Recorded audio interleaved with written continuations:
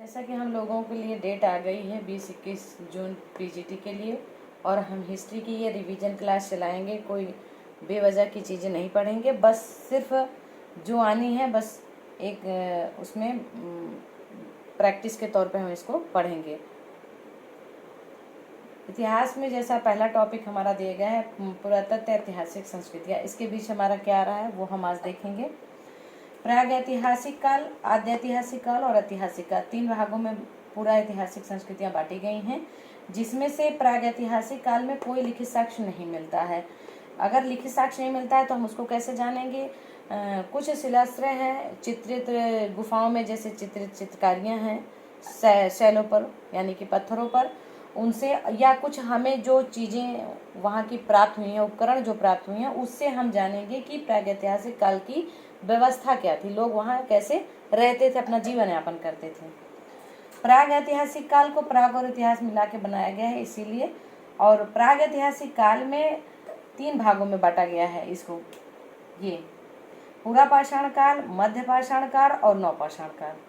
पूरा पाषाण काल क्या है? पूरा पाषाण काल में हमको सिर्फ इतना याद रखना है कि यहाँ से जो उपकरण प्राप्त हुए वो हैंड एक्स प्राप्त हुआ, क्लीवर प्राप्त हुआ और स्क्रैपर प्राप्त हुआ है, ये 3 चीज़ें।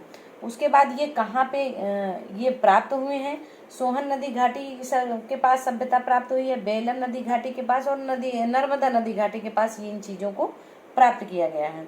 दूसरा है कि भोपाल में जो है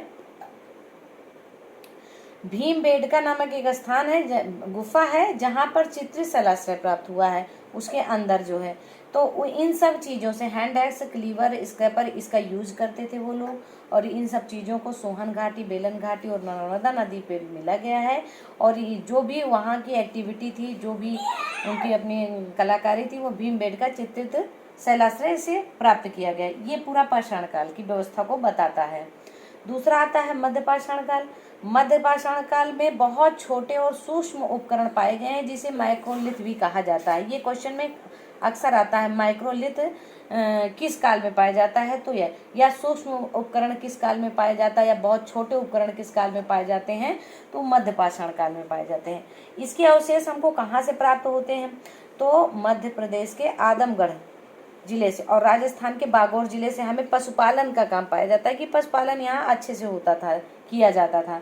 दूसरा, यहाँ अस्थि पंजर बहुत बड़ी मात्रा में पाया गया है, जो प्रतापगढ़ उत्तर प्रदेश में है और सराय नाहर महदहा में मिला गया है। ये बिल्कुल एकदम सटीक और छोटा है। मैं बहुत ज़्यादा बड़ा लंबा वीडियो नहीं बनाऊंगी, क्योंकि ये रिवीजन क्लास है और बहुत ज़्यादा टाइम वेस्ट नहीं करना है, क्योंकि हमारे पास टाइम नहीं है जो है, इसलिए हम इतनी ही चीज़ें आपको बता पाएंगे शॉर्टकट में, ताकि आपका भी जी न उबे और जल्दी से हम लोग हर चीज़ को, अपने सिलेबस को कवर कर लें। आगे के वीडियो में मैं इसको बताऊंगी कि आगे नवपाषाण काल के बारे में बताऊंगी, उनकी कुछ स्थानों के बारे में बताऊंगी।